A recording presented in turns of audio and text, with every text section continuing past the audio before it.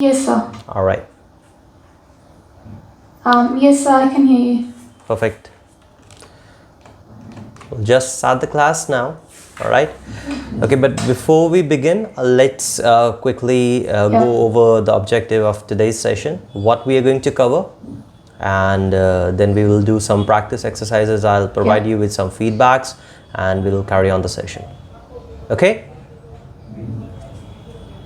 Okay, sir. Yeah. All right, so today we are going to focus on some of the most important question types in the PTE exam. We will be working on our describe images, retell lectures, summarize written text, summarize spoken text, and write essay. All these sections that I've mentioned here, like they play a critical role in improving your overall scores, right? They test your ability to summarize information and how logically you can develop your structure and how expressive you are in terms of your ideas, right?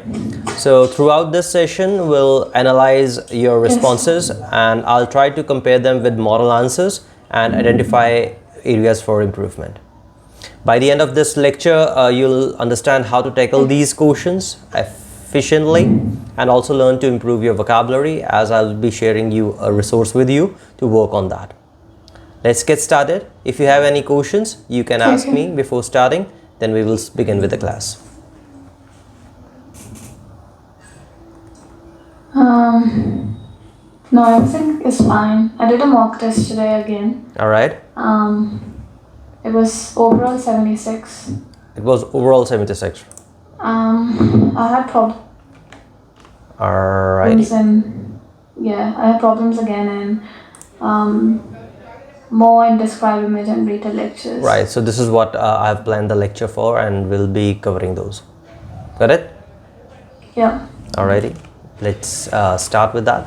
Yeah. All right. So describe images. Shall I keep the lecture in English, or do you want me to be in Hindi or any other language of your choice? Anyway. All right. All right. We'll try to blend it. Okay. So when it comes to describe images, it's important to have a structure in your response, right? If you are speaking without any structure, just in a journal form, okay, you can score decently given that your fluency and pronunciation should be good. But if you want your score to ace every time you speak, you need to follow a structure. And what's that structure? This is a structure. You need to have an introduction.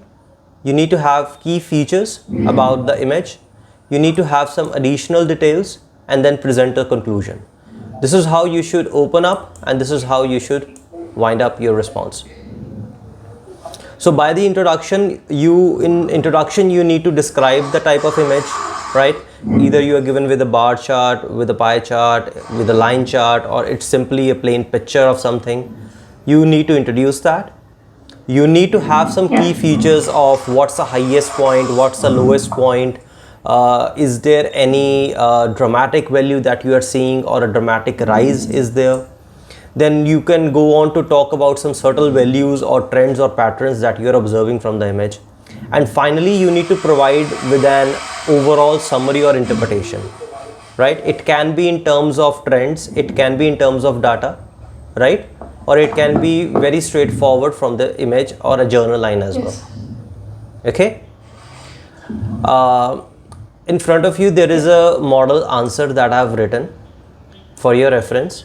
I want you to study this first, right? And as per this model answer, we'll try to form, or we will try to give some response to some sample questions as well.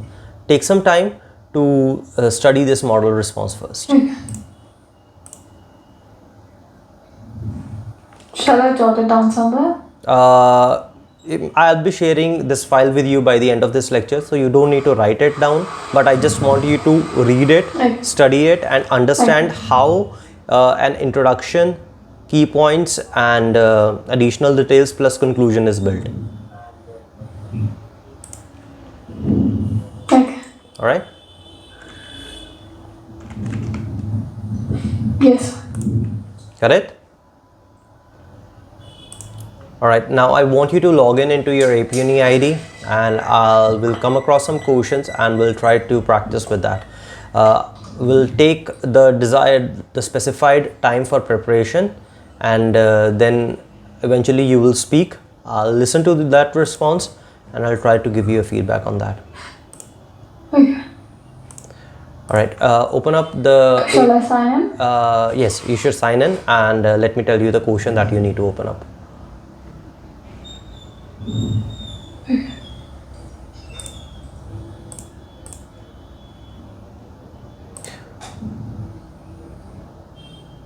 Yeah, signed in.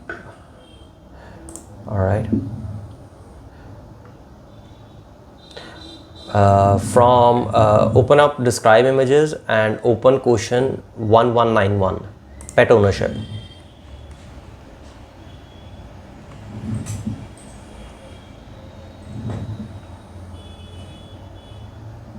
Pet ownership. There's a search bar at the top right corner.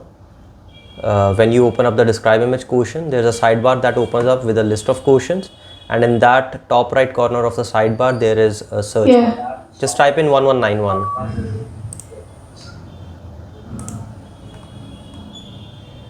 Okay. Found it? Yeah, I got it. Right. So Yes, you have the preparation time that is specified. Have a look at it and then try to record your response. Okay, let's start. So the given bar graph illustrates the number of US households keeping pets.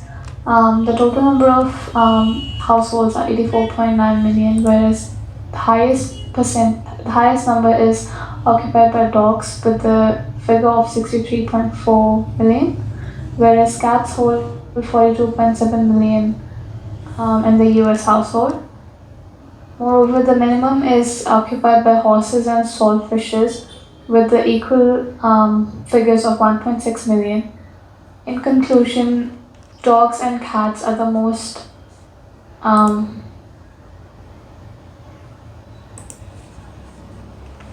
dogs and cats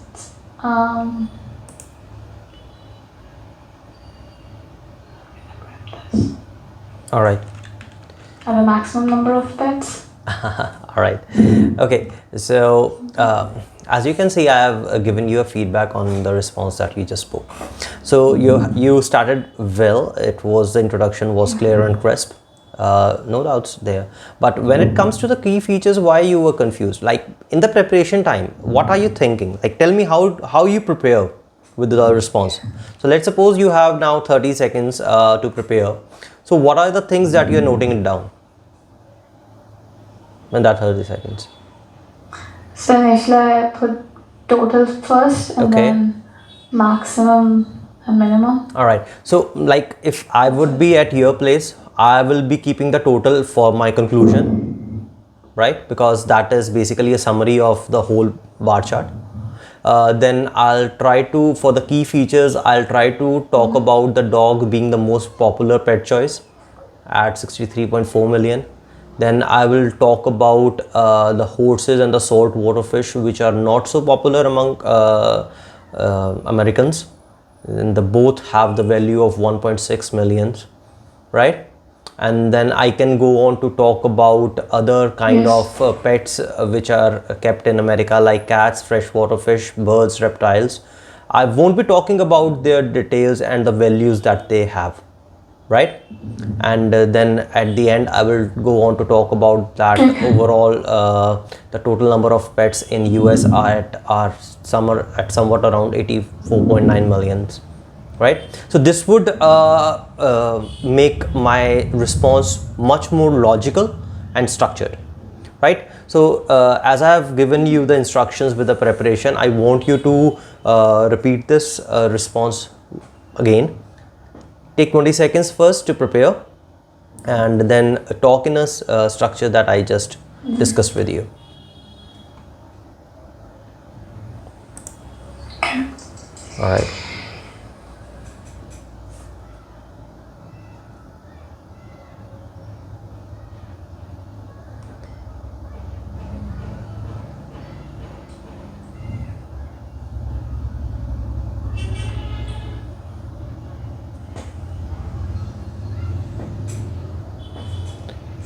Okay.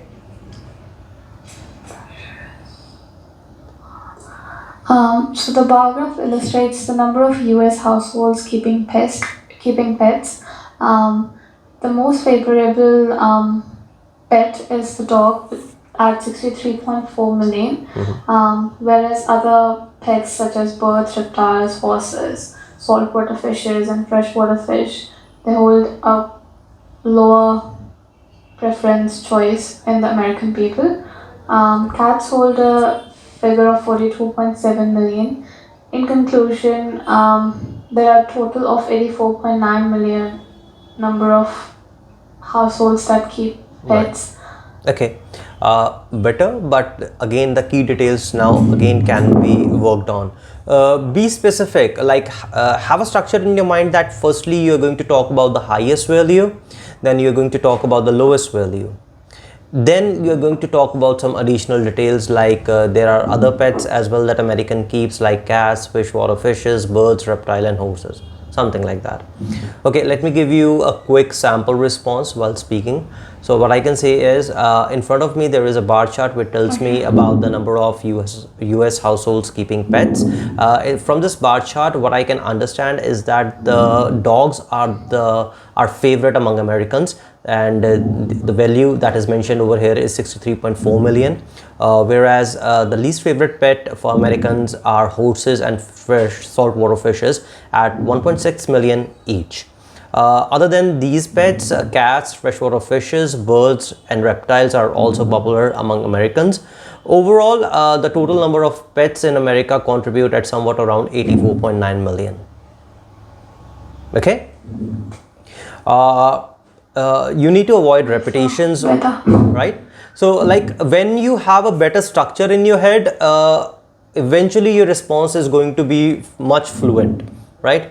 When you are confused what thing you are going to speak, तो वहाँ पे आप आके अड़ोगे ही अड़ोगे, no matter how good your fluency is, है ना? Read, अब आपके last mock test में मुझे क्या एवेल्यूएशन मिला? रीड अलाउड आप में आपकी फ्लुएंसी बहुत अच्छी है, राइट? क्यों अच्छी है? बिकॉज चीज़ें आपके सामने, आप टेक्स्ट को देख के पढ़ रहे हो. But when it comes to describe images, fluency is taking a hit. क्यों? Because you are getting confuse how to structure your response. कौन सी चीज़ पहले पुट आउट करें, कौन सी चीज़ बाद में पुट आउट करें. सो ये जो आपको पहले प्रेपरेशन टाइम मिलेगा उसमें यही चीज़ आपको डिसाइड करनी है कि okay I am going to talk about this thing, this thing, this thing, that's all. सारा कुछ नहीं कवर करना. अब देखो मैंने कैट्स की वैल्यू नहीं बोली, मैंने फ्रेश वाटर फिश की वैल्यू नहीं बोली, मैंने अदर की वैल्यू भी नहीं बोली, right? But I have given go on to give the summary of the response of the image what I is in front of you. अब ये कंसिडर करो ना, you have only 40 second of recording time. अब 40 second में सब कुछ detail में cover करना इज़ नॉट पॉसिबल, राइट? और अगर आप करने की कोशिश करोगे, you are going to miss out on your conclusions and other details as well. तो जिससे ओवरऑल स्ट्रक्चर जो है रिस्पॉन्स का वो अच्छा नहीं आएगा, राइट? Got it? सो इस चीज़ के ऊपर वर्क ऑन करना है आपको. For today's homework I have assigned some practice. You need to consider some other questions from describe images as well. Choose specific type of questions. Like today you can only practice with bar charts, right? You can set up the filter and you can go on to practice only bar charts today, and maybe some other day you can work upon your line charts and some other kind of images. But you should focus on having a clear introduction, highlighting the key features or mentioning about additional details, and presenting a concise and well-rounded summary. Got it? Yes, sir. If you have any doubts for describe images, I welcome those. Otherwise, we'll jump to the next type of question.